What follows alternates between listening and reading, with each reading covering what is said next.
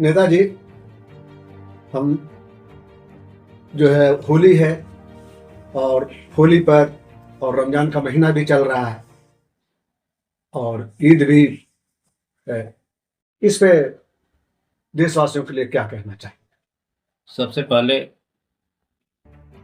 होली के अवसर पर मैं अपने खास करके मुबारकपुर विधानसभा क्षेत्र के वासियों को, जनपद वासियों को और प्रदेश वासियों के साथ ही पूरे देशवासियों को होली की बहुत बहुत बधाई और शुभकामना देता हूं आपके माध्यम से। और इसके साथ ही रमजान और ईद के अवसर पर अपने विधानसभा क्षेत्र के वासियों को, जनपद वासियों को, प्रदेशवासियों को, खास करके देशवासियों को रमजान और ईद की मुबारकबाद और बधाई देता हूँ।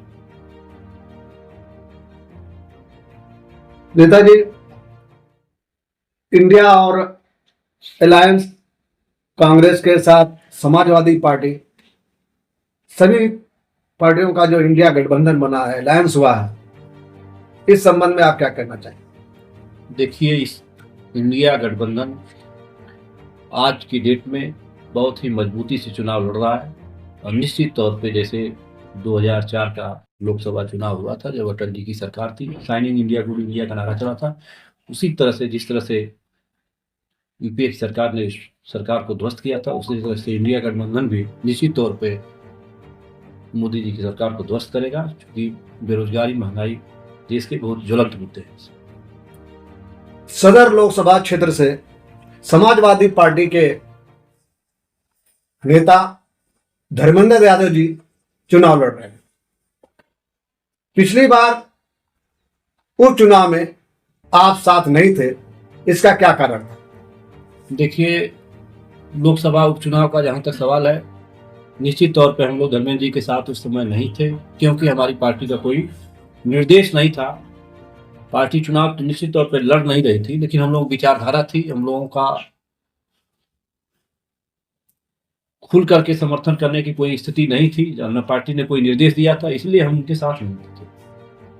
और ये 2024 का जो लोकसभा का चुनाव है, तो धर्मेंद्र यादव जी को टिकट मिला है, तो ऐसे में आप उनकी कितनी मदद करेंगे, कैसे मदद करेंगे?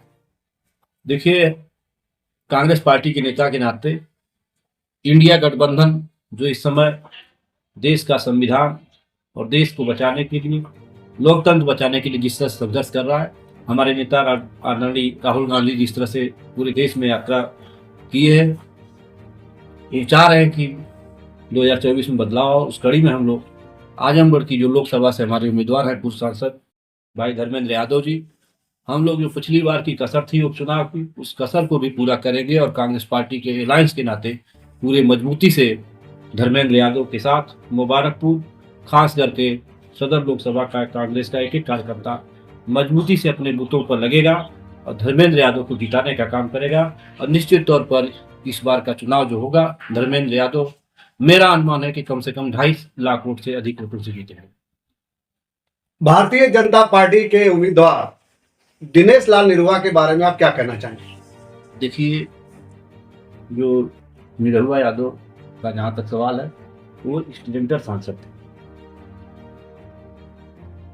समाजवादी पार्टी और बहुजन समाज पार्टी के कैंडिडेटों में जिस तरह से वोट का बंटवारा हुआ, उस बंटवारा का नतीजा रहा वो चुनाव जीत गए। और चुनाव जीतने के बाद भी एक जो सांसद का धर्म निभाना चाहिए, निरहुआ यादव ने कहीं नहीं निभाया।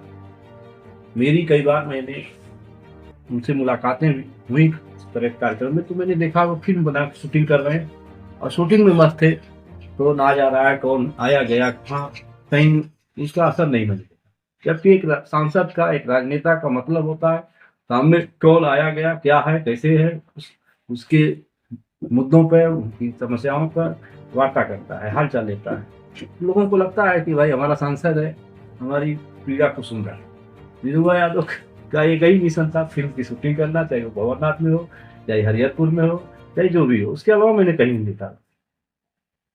तो जनता क्या इस बार निरहुआ के साथ रहेगी या धर्मेंद्र जी के साथ रहेगी? देखिए, आजमगढ़ की जनता तो बहुत पहले ही, चुनाव के ऐलान के पहले ही निर्णय ले लिया है कि इस बार निरहुआ और भारतीय जनता पार्टी को आजमगढ़ से, सदर से और लालगंज से भी बीजेपी का सफाया करना और इंडिया गठबंधन को मजबूत करना। बहुत बहुत धन्यवाद। ये रहे हमारे कांग्रेस उत्तर प्रदेश के महासचिव राम यादव जी। बहुत बहुत धन्यवाद आपको भी और आपकी पूरी टीम को बहुत बहुत धन्यवाद।